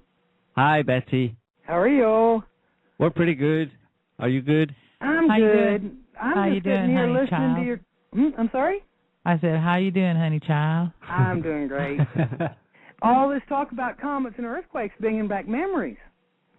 Yeah, this region we're in here, back in the beginning of the 1800s, I'm sure you know this, Laura, because you do all the research, but we had the New Madrid earthquakes. Absolutely. Which created, Reelfoot Park and just tremendous earthquakes. And they were also accompanied by a comet.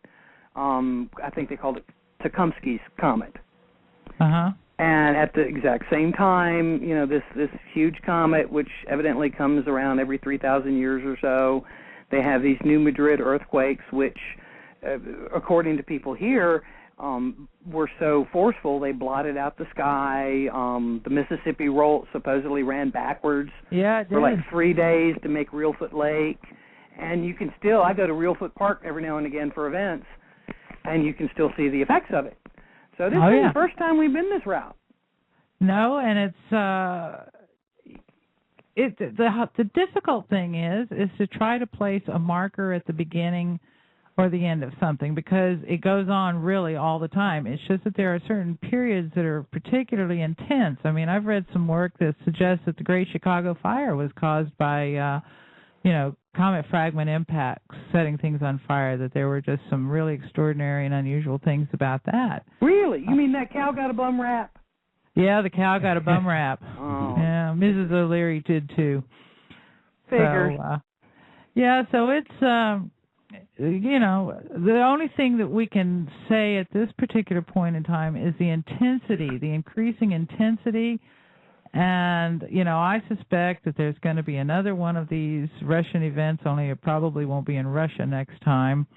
And it might be bigger, and we would hope that it would happen in some area that's not populated, or I'm not going to say where I wish it would happen. Y'all can guess. I'm just wondering if comets or meteorites have a kind of surgical strike capability, pinpoint accuracy, because Capitol Hill. I wonder if they're conscious. Yeah, Capitol Hill would work for me, and just in localized. Yeah, there are. Maybe they can aim themselves. Yeah. Maybe they're attracted to certain personalities. Yeah. I mean, I did read about one guy who got hit 8 times. Was it? 8 times by lightning. That was But there was this guy in Turkey who got 3 or 4 meteorites. There was a guy in Serbia who says his house has been hit on 6 separate occasions by meteorites. Seriously? That's just so freaking bizarre. He's freaking out, and he reckons there's conscious direction. He says the aliens are doing it to him. He needs to move.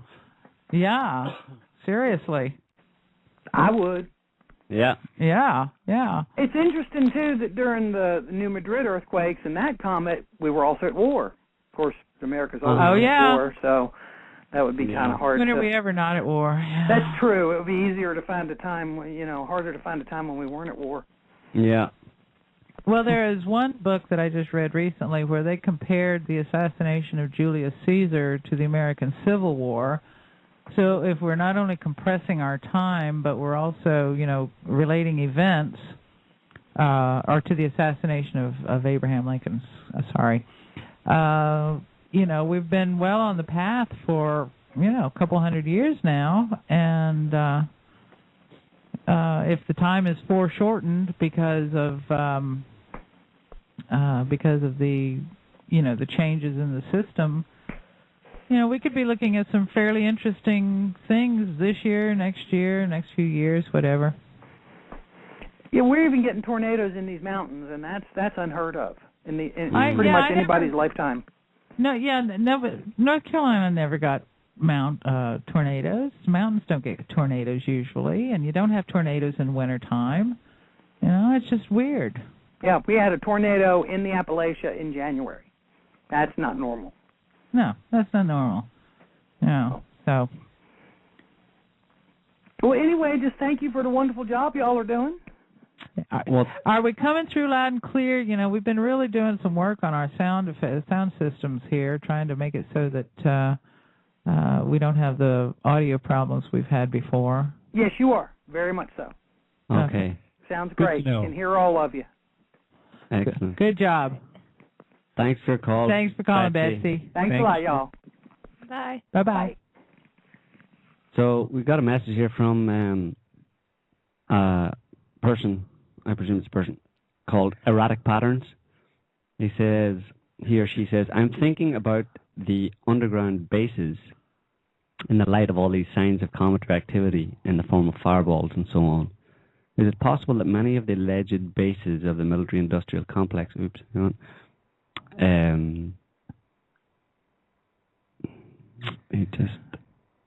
just broke off. It went away. It went away? No, hang on. God, that reminds me of a line from a movie. It went away. I think I can see where he's going here. Yeah, no, hang on. No, is it possible that many of these alleged bases of the military-industrial complex, underground bases, and other countries are related to a sort of deliberate refuge, at least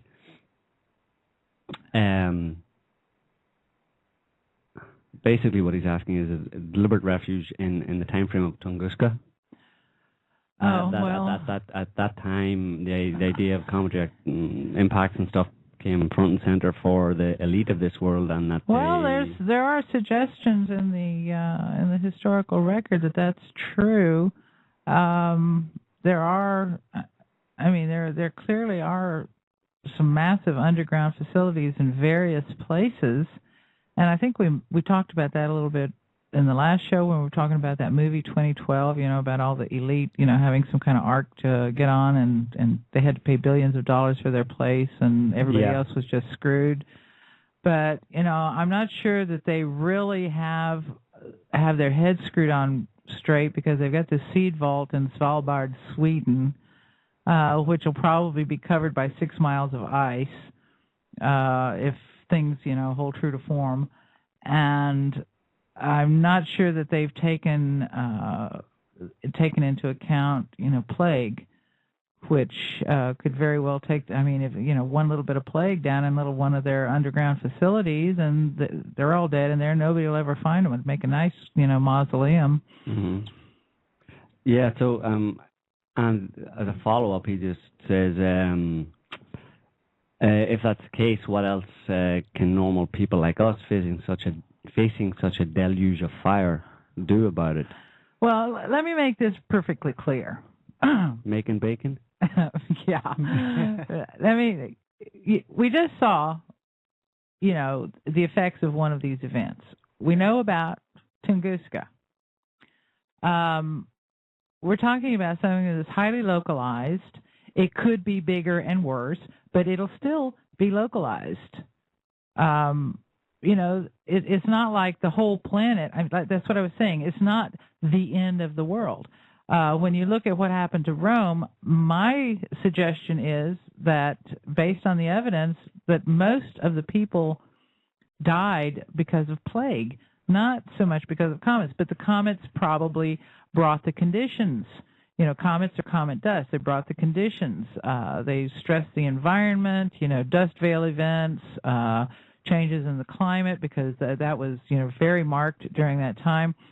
Those kinds of things can bring on food shortages. Food shortages, of course, mean that people are more vulnerable to disease. One of the big things about I mean, if you don't want to think that comets bring viruses themselves, which is one of the favorite theories of several, very eminent scientists, then at least think of the fact that hunger and crowded living conditions are great breeding grounds for the mutation of viruses. So we're looking at. And what can diet do to help? Well, the thing that we've been, one of the main things about the collapse of Rome was that, first of all, it was noted that the poor died first. And the poor lived basically on little more than bread and water, maybe a few vegetables, a few boiled vegetables. The one group of people that survived better than any other group, and the reason why Europe took shape the way it did after things began to recover, were the Germans. The Germans had a much better survival rate, and the main thing that we can note about them is what Caesar wrote, which was that their diet consisted almost entirely of meat. There's also a story of the survival of a tribe of Arabs thanks to the efforts of the grandfather of Muhammad, who obtained meat to give to the people, and they lived on broth, on a meat broth, along with, he got some grain for them to have bread with their meat broth, but they lived mainly on broth with bread. And the majority of the deaths, as far as I can see, were Italy and all of what's considered to be modern-day France and Spain, and their primary diet was grains and vegetables. So you can draw your own conclusions, but from where I sit, the historical record is loud and clear that the people who eat meat primarily survived, and the vegetable and bread eaters died like a plague. Mm-hmm. So the meat eaters had a more robust immune system, perhaps, to fend off. Well, I can't make a determination about that. It just basically, the fact is that the meat eaters survived, and the vegetarian or vegetable eating, grain eating people died in massive numbers.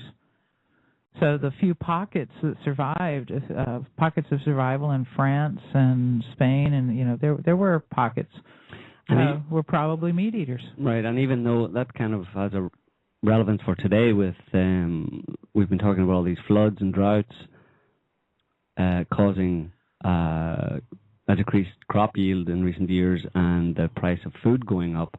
Of course, that includes the price of meat, but if people were to transition to a kind of a meat-based diet, you actually end up spending a lot less on your food because you eat less. Well, yeah, because even though the price has gone up, you're eating less because you're not buying this cornucopia of kind of grain-based and carb-based products that cost much more overall than just what would be a few pieces of meat or a limited amount of meat every day, and leave out all the fancy cereals. You were deliberately bringing this around to bacon. I knew it. I'm just saying this. Knew it. This is why saturated. You warned us. This is why saturated fat is where it's at, as the song says, and why people need to be making bacon, or at least eating bacon and other meat products, because, as Laura's just said, there's a lot of historical evidence that people who ate meat in times of hardship survived, and a lot better than other people. Well, it's even proposed that the reason that the Arab civilization arose and was able to conquer so much of the Western world at the time they did was because they survived better, because they were eating goats and camels and whatever, and they were eating. And the legend particularly, it specifically says, broth. So you can, my experience has been that, as a confirmed meat eater, who eats almost no vegetables ever, wouldn't, those things are evil. I eat once, maybe twice a day, and I eat a whole lot less. So you can take a piece of meat and some bones and make a big pot of soup, with a nice meaty soup. And if you want to thicken it with something, thicken it with some potato starch or whatever. And that is very important. and have lots of fat, because if you have plenty of fat going in, you're not hungry. You don't eat as much. And that'll feed a lot and nourish a lot more people than trying to feed them all a bunch of carbs that don't really nourish them in the same way, and they need more of them. Well, carbs cause cancer. They feed cancer. They cause. They're basically sugar. Yeah. Yeah, and they're very bad on the colon. The funny thing is, during times of an ice age, this is largely the diet people would have had to have eaten. Yeah, it was not only the diet that they were eating during ice ages, it was a diet that we made most of our evolutionary leaps on. Cooking food and eating meat is what made us human. And, they keep talking about, we should eat like our close relatives, chimpanzees and gorillas. They're all vegetarians, Well, there's still chimpanzees and gorillas, may I point out? Yeah, I just heard a collective gasp of horror from a bunch of vegetarians listening in at what you just said. You think? Yeah, that it's all about eating meat, and that we evolved eating meat, and evolutionary speaking, we made our leaps into humans because we were eating meat. Yeah, it's true. But Laura, you can't just tell the truth like that. I mean, people will get shocked. Well, I'm sorry. All right, they'll forgive you. All right. So, yes, that's one of the reason I was bringing that up also was because a lot of people are writing in and saying, what can we do and stuff. And one of the things people can do if we're looking at price. You can change your diet. Buy a canned meat. Well, that's the other thing is it's not just a matter of changing over to a meat-based diet and reducing your carbs, but also taking into consideration the fact that there might be a food shortage, including meat and stuff, and preparing for that eventuality. There's nothing. You're not going to lose anything by, like you just said, canning meat and putting some away, because you're going to use it anyway. Right. It's almost like the environment is saying you have to adapt, because there aren't going to be vegetables and grains available for you. Mm-hmm. I mean, we're seeing food prices skyrocket everywhere. As a result of crop failures, which is a result of environmental stress brought on climate by change, brought on by what we've just said for most of this show. Yeah. And one of the interesting things that just occurred to me was that when the average person, when you bring up these weird events, weird weather, extremes of cold and heat and stuff, they look at them in isolation and say, well, if it's wintertime, they say, well, it's wintertime, it's meant to be cold, there's meant to be a lot of snow. If it's summertime, well, it's, we've had heat waves before. And so they explain it away by saying it's all happened before. And in a strange way, they're right, but it's happened before, all of these things together, 1,500 years ago, like you've just been saying, Laura. And it pointed to something much more serious than what they think or what they understand. So they're right in looking at it from the point of view of, yes, it's happened before, but you don't look at it yet in that sense and dismiss it. You look at it when in the context of all of these things happening together in such a few years, and what it actually meant, to how it ended the last time, or what happened as a result the last time. Well, I mean, it just makes you want to go biblical. Matthew 24. Testify. Yeah. There'll be famines and plagues and pestilence and earthquakes in place after place, wars and rumors of wars, and signs in the heavens, and the sun will be darkened and the moon will not shed her light. And I'm just doing this off the top of my head, so forgive me if it's not all entirely accurate. Mm-hmm. And then you'll see the sign of the Son of Man coming in the clouds of heaven in great glory and brilliancy and splendor. It sounds like a comet to me. And the funny thing is, it wasn't so much divine inspiration that got those words down on paper. It was because they experienced it. Yeah. Exactly. Been there, done that. Yeah, they were talking about, because there were also some events. There is a really strong suggestion that the destruction of Jerusalem wasn't actually accomplished by the Roman army, although they were there, but that there was a little cosmic blast going on. There's a lot of places that were receiving cosmic blasts during that time, and It's just killing me because I can't read all of these things because there's so many of them. It just goes on and on and on. My God. It'll all be in the book. So. And then there was the 536 dust veil event. Do you realize that the sun hardly shone for an entire freaking year? That there was so much dust in the atmosphere from some terrible event somewhere. They didn't know where it happened because they didn't see it, but they got a dust veil, and it was so thick that the sun looked like the moon all day long for an entire year. There were no crops, nothing grew. People were wandering around, and then 4 years later, boom, plague. It must be so terrifying.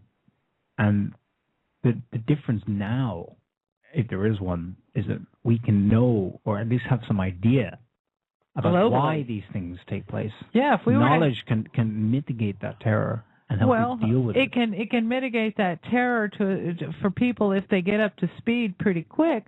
But the problem is the authorities don't really want people to have that kind of knowledge, because the thing is whenever things start happening that are basically out of human control, humans are very egotistical creatures, and they think that they should be able to control anything.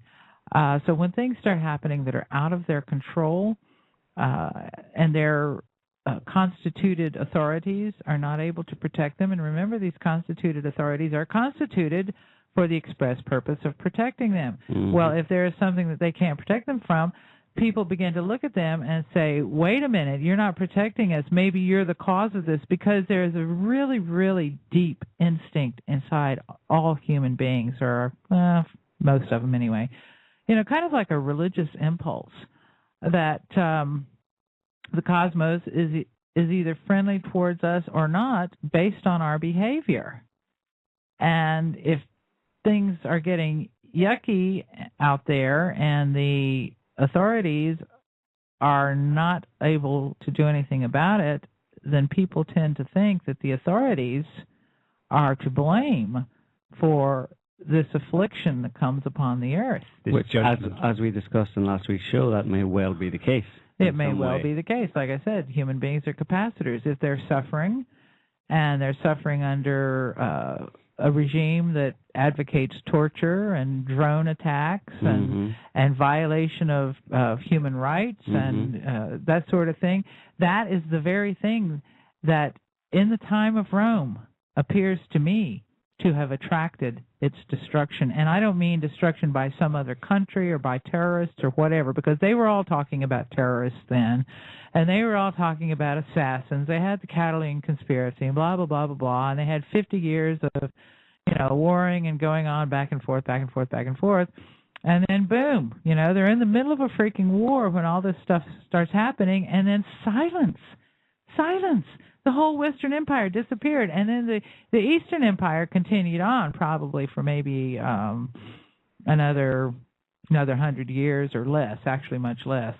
But it was at a greatly reduced level. The only thing you hear about is what was really going on in Constantinople, and it's like the rest of the world had ceased to exist.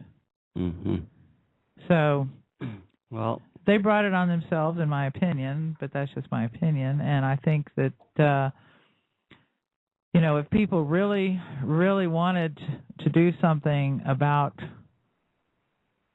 things like that, they wanted to stop it or they wanted to be prepared, that's something to think about. That are our leaders leading us over the cliff? And on that note, I think we're going to end it, because we have reached our 2-hour time mark, and I think we've done a fairly good job of talking at least about this. We may not have produced many answers, but we've certainly discussed it and thrown around a few ideas. If anybody has any questions, I want to read one more. Oh. Yeah. All right, this can be a final one. A closing statement. A closing statement from the history. 518, 15 years or thereabouts, or 18 years before the Dust Veil event. A star appeared in the east, similar to a huge spear. The point of the spear was turned downwards. It revolved in a frightening way, and long rays were seen by everyone to come out of it. It was called, according to the Greeks, a comet. Fear overwhelmed everybody who saw how awfully it arose, looked and shone, and how it revolved and altered in a threatening fashion, so that many people would talk about many things they thought to be imminent in the future, a chastisement, war and perdition, all of it because of the terrible appearance of the star. Nor was there any delay in these things. Many afflictions followed quickly, along with war, causing much bloodshed. Also, what is most grievous and bitter, it soon brought about turmoil, dissension, disagreement, persecutions, killings, and other evils. And that's from the Zuckman Chronicle. And on that note, we will leave it for this week. Thanks to all of our listeners and for our callers. We'll be back again next Sunday with another show. I hope you can join us. Thanks for night. Keep your eyes in the sky. At the Big Tent Thanks to Anna and Laura for being here.